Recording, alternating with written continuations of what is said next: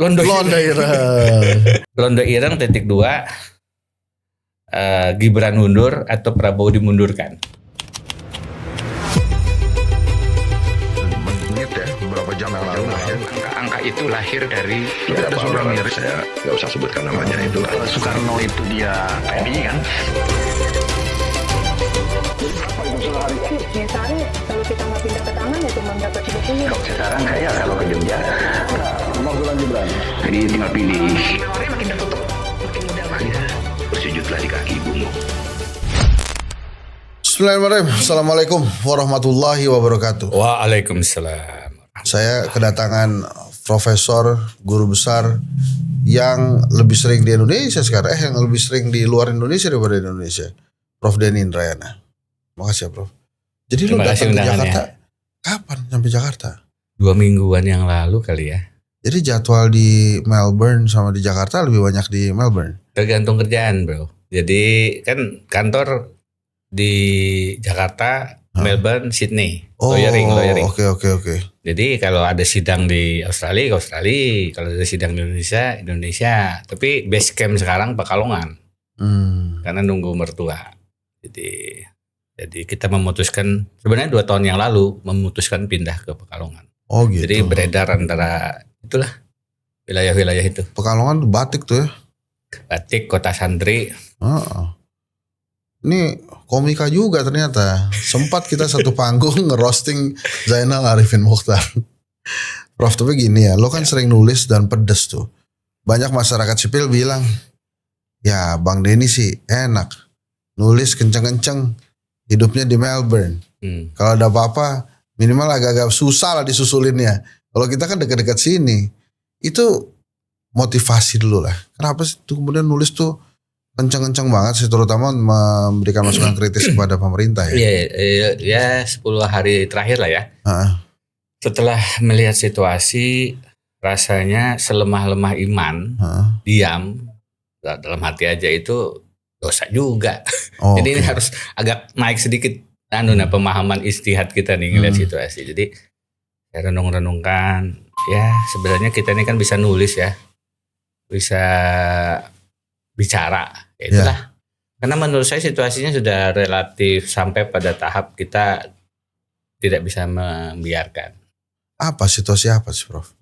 Hukum terutama, tata negara terutama, yang paling mengganggu logika dan kewarasan itu ketika putusan dimulai sejak, menurut saya banyak ya yang lain, tapi satu yang paling monumental itu adalah putusan Taman Usman untuk ponakan Gibran.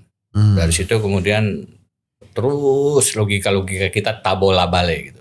Ya tapi kan udah selesai itu kan. Enggak. Udah dilantik dia jadi wapres tuh. Udah tenang-tenang juga dia hidupnya. Justru kita tidak bisa membiarkan dosa kolektif bangsa ini terus menerus gitu.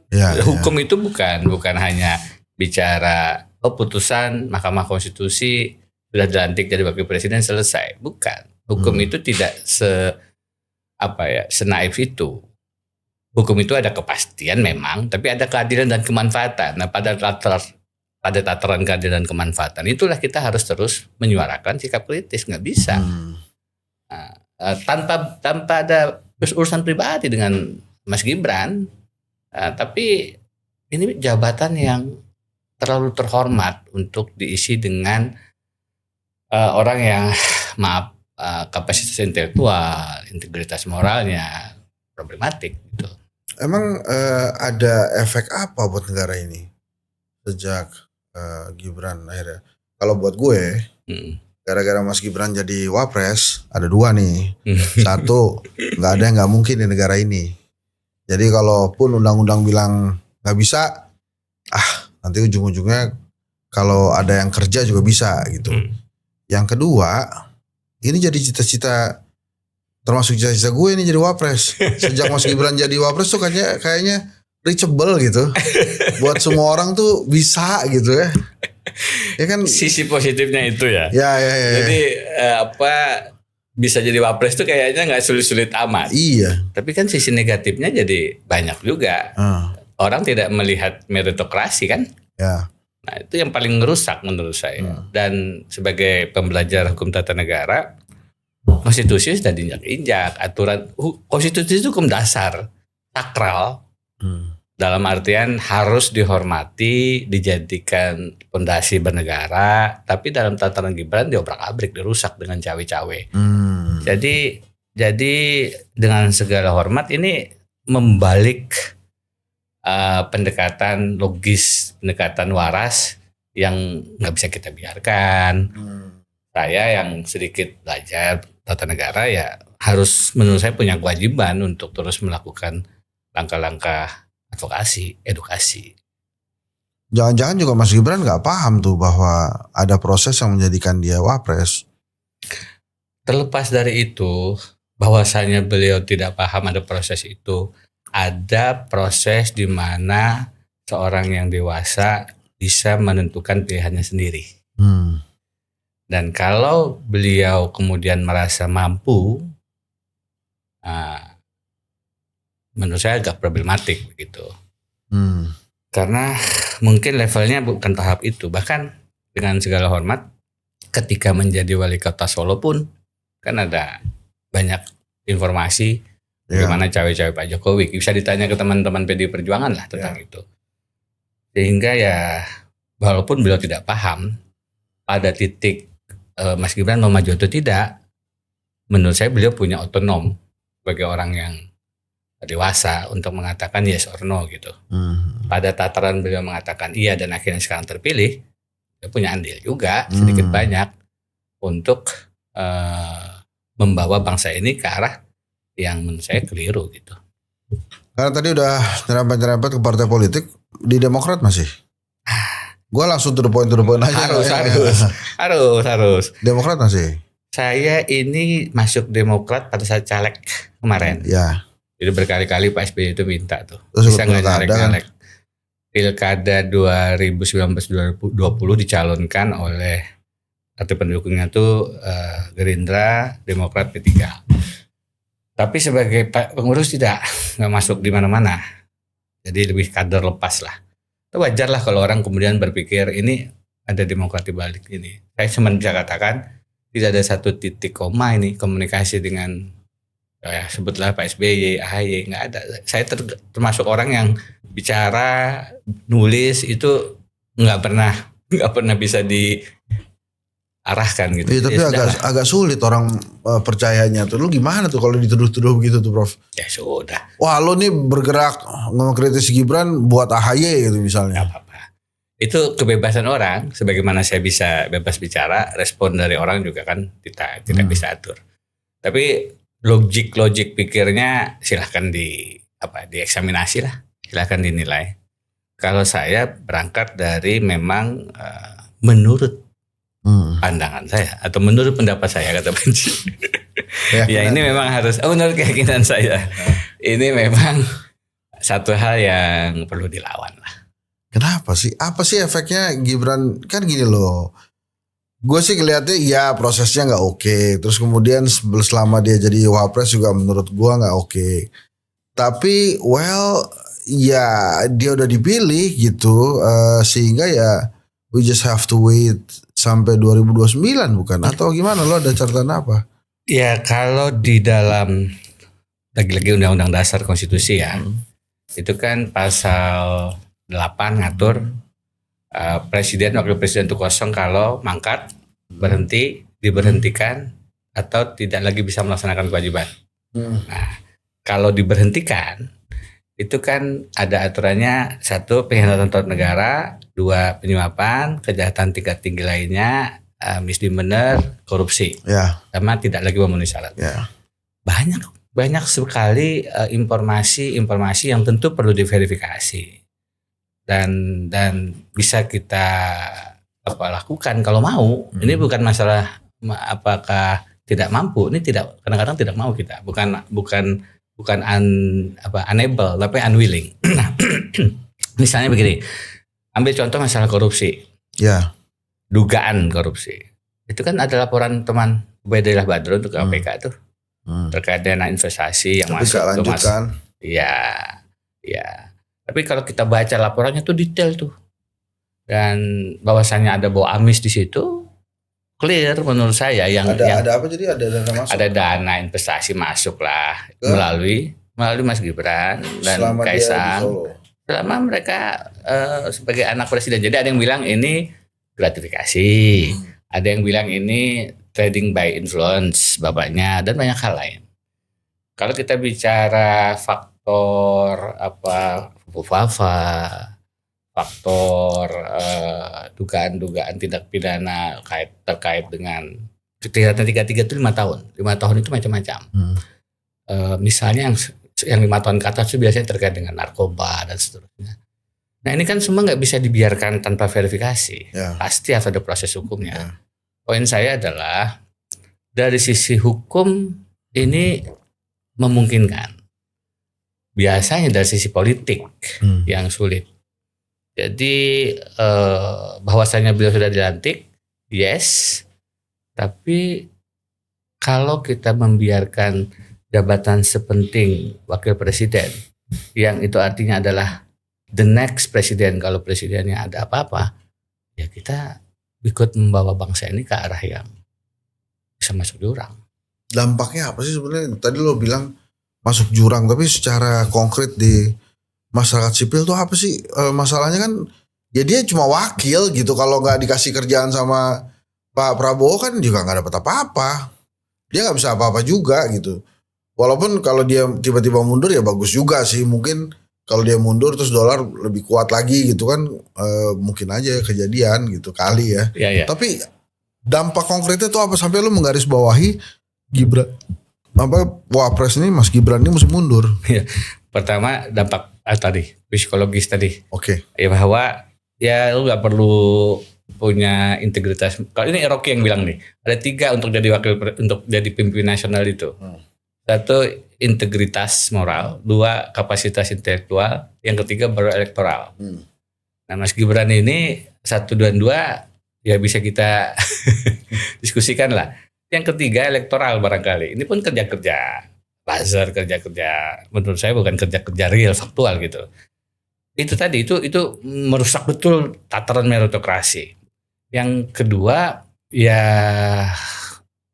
bagaimanapun ada potensi rezim tumbang loh. Oh ya? Saya menulis di satu surat 3 sebab runtuhnya rezim. 1 krisis ekonomi, 2 skandal publik, 3 skandal pribadi. Ini bukan hal yang tidak mungkin. Nah ketika ini mungkin tentu kita perlu antisipasi dong. Kalau Pak Prabowo karena satu dan lain hal berhalangan tetap. Amit-amit nih nggak doa ini. Amit-amit. Kan Gibran naik. Waduh. Nah kira-kira itu solusi bagi bangsa atau ya, tulisan saya mungkin agak keras ya, tapi ya Gibran Raka Buming Raka kalau jadi presiden itu solusi atau petaka gitu. Kan pertanyaan nih yang perlu dijawab. Bagi menurut apa tadi? Keyakinan saya ini bukan solusi. Sehingga kita perlu langkah-langkah opsi nih. Ya gue setuju itu. Jadi jangan kemudian turunin Prabowo dulu ganti Gibran habis itu baru beresin negara ini, nggak juga. Nggak begitu juga kan? Kan ada juga tuh planningnya. Kita turunin dulu Prabowo, habis itu Gibran yang naik. Nanti kita paksa Gibran 1 tahun aja sambil mempersiapkan pemilu. Ya nggak gitu juga. Mereka nggak ngehitung variabel Jokowi menurut gue. Ya Pak Prabowo juga milih Gibran ini juga kan karena bagi dia ini golden ticket lah untuk menangkan. Kita sama-sama tahu bukan Gibrannya, Jokowinya, bukan Jokowi pribadinya, Jokowi sebagai presidennya yang punya kuasa dengan aparatnya dan anggaran negaranya. Di tengah pemilu kita yang berubah dari demokrasi menjadi duitokrasi. Ya ini tiket untuk menang. Gibran di sini hanya instrumen aja kan untuk menarik Pak Jokowi ke dalam. Tapi tentu ada masalah dengan Pak Prabowo lah. Problemnya adalah kalau kita mengantisipasi krisis tadi, maka ya Mas Gibran dengan segala hormat sebenarnya bisa mengajukan pengunduran diri aja menurut saya. Jadi tidak perlu pakai proses impeachment. Kan tadi mangkat itu artinya apa? Wafat, meninggal. Berhenti itu artinya apa? Mundur. Diberhentikan itu impeachment, itu yang DPR, MK, MPR lama itu. Berarti yang terakhir tidak lagi bisa melaksanakan kewajibannya ini karena sakit permanen. Ya. Jadi yang paling sederhana secara proses mundur. Selain mangkat. Ini kalau udah nggak itu kan susah. Yang ini yang mundur, ini inisiatif. Kalau ini kan faktor eksternal, ini faktor internalnya ini berhenti. Kalau Mas Gibran, syaratnya cuma 2 saya bilang dalam surat saya itu, dengan segala hormat, tahu diri dan tahu malu. Cuma 2 itu. Kalau beliau tahu diri, saya belum saatnya lah ini, harus belajar lagi. Belajarnya mungkin juga di Singapura atau di Australia diseriusin lagi. Dia mungkin nggak tahu diri, tapi dia mungkin tahu duit, makanya nggak mau mundur.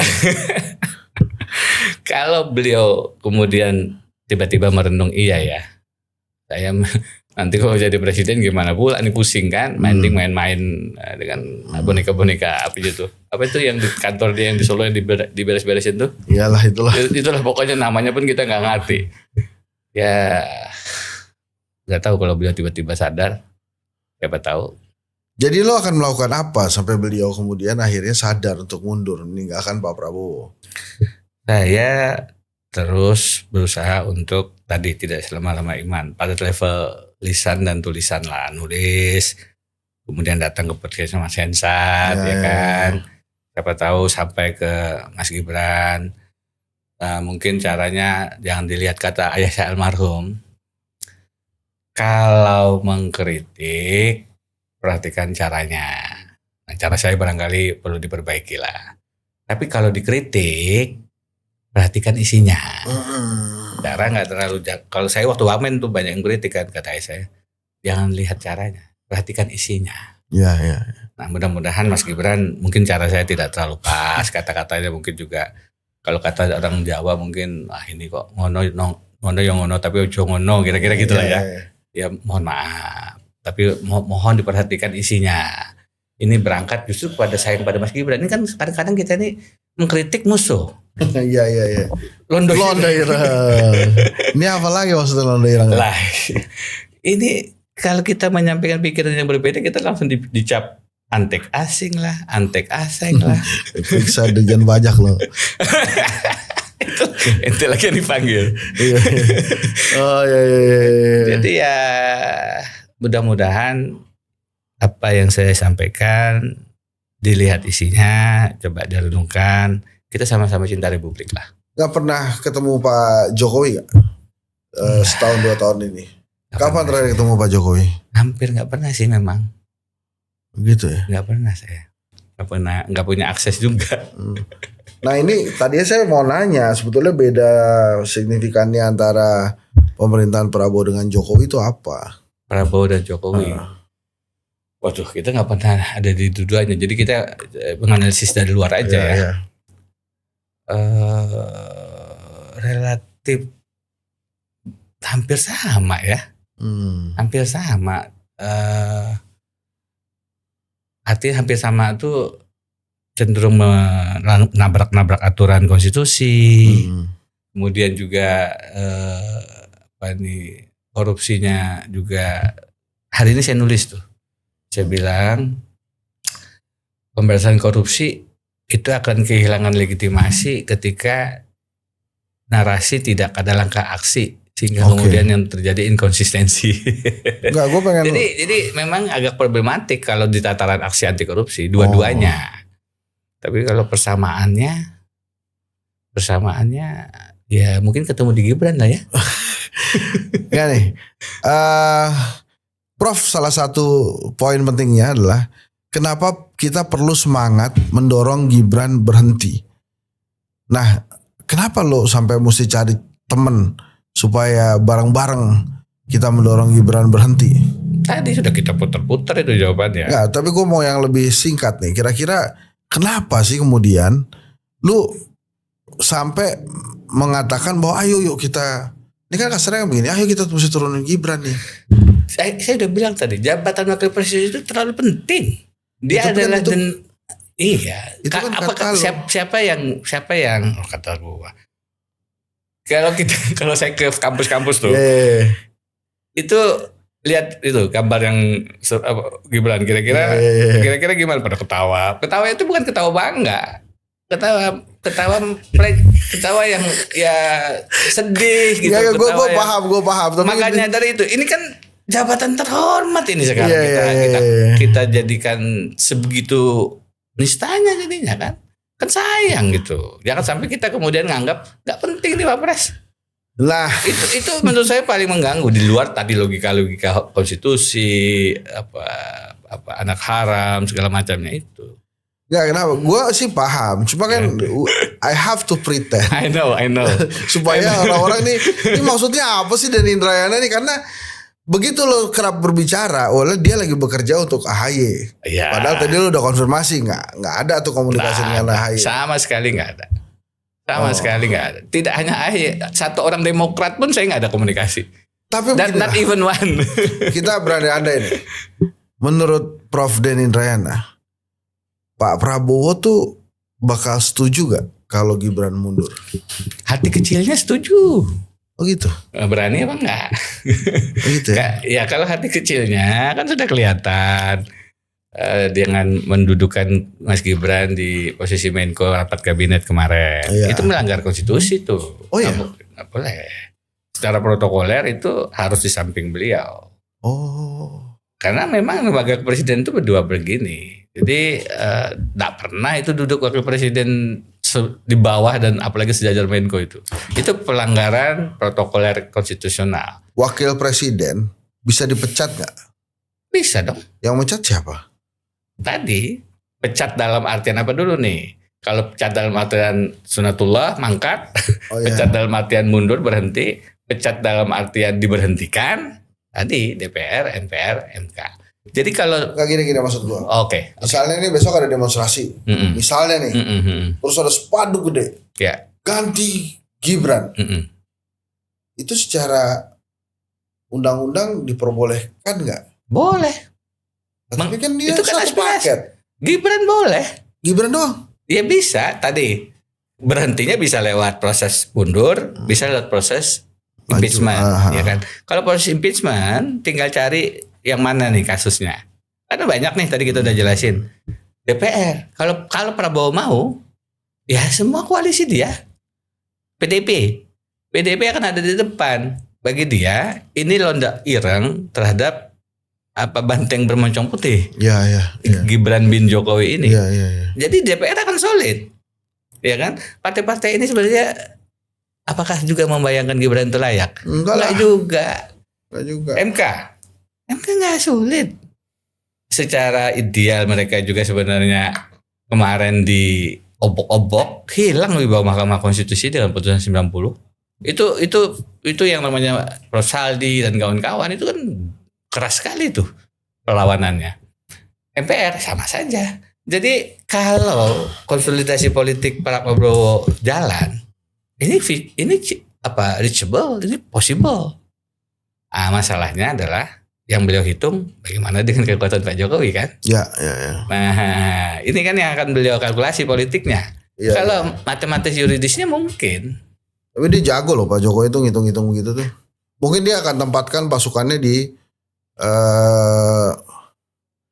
gimana ya? Gue mau bicara apa? Jadi pada saat dia mengetahui anaknya akan dirongrong, dia pasti akan menempatkan pasukannya untuk menahan itu tuh pasukan dalam arti kuotanya buzzer lah, PSI lah, relawan lah. Ya beberapa tangan-tangan dia di kekuasaan kan masih ada juga.